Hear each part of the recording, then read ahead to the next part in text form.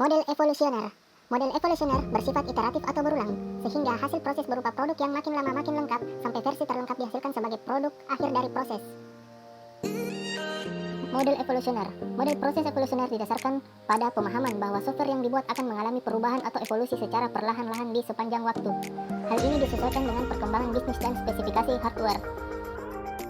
Tahapan-tahapan dalam model proses evolusioner. Yang pertama, communication. Yang kedua, quick plan. Yang ketiga, modeling quick design. Yang keempat, construction of prototype. Yang kelima, development delivery and feedback. Tahapan-tahapan dalam model proses evolusioner. Yang pertama, communication atau komunikasi. Komunikasi dalam hal ini adalah bertemu dengan pelanggan untuk membicarakan kebutuhan dan fitur-fitur apa saja yang ingin dimasukkan dalam software yang akan dibuat.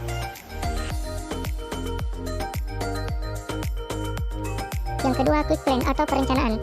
Planning di sini menjelaskan tentang hasil diskusi dengan pelanggan kepada semua anggota tim pengembang, sehingga semua anggota tim memiliki gambaran yang sama mengenai software yang akan dibuat.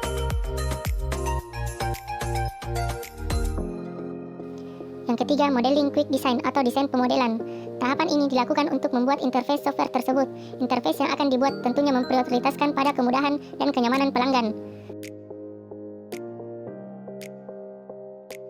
Yang keempat, ada construction of prototype. Implementasi dalam bentuk prototype merupakan tahapan untuk membuat software itu sendiri.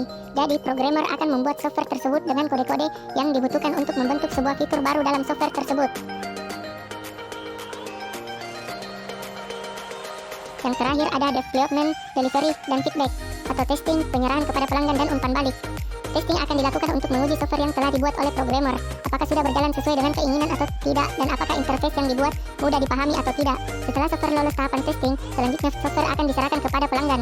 Setelah software telah diserahkan kepada pelanggan, tentunya pelanggan akan memberikan umpan balik berupa komentar atau keluhan mengenai kekurangan-kekurangan yang ada pada software. Dari proses feedback ini, tahapan akan kembali ke proses komunikasi.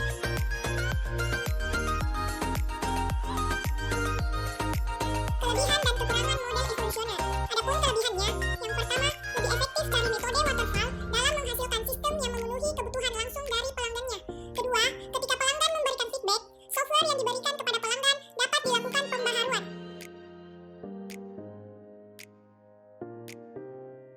Selanjutnya, kekurangan model evolusioner. Yang pertama, proses tidak visible. Jika software dibuat dengan cepat, akan terjadi pemborosan pada pembuatan dokumen yang menggambarkan setiap versi sistem. Yang kedua, sistem-sistem biasanya kurang terstruktur. Kecenderungan perubahan yang terus-menerus akan mengurangi struktur dari perangkat lunak. Yang ketiga, keterampilan khusus jarang dimiliki. Seperti kebanyakan sistem yang dikembangkan melalui cara ini telah diimplementasikan oleh kelompok kecil yang memiliki keterampilan tinggi dan motivasi yang kuat. Penggunaan model proses evolusioner. Yang pertama, model proses evolusioner seringkali digunakan pada saat kebutuhan konsumen dapat didefinisikan secara jelas. 2.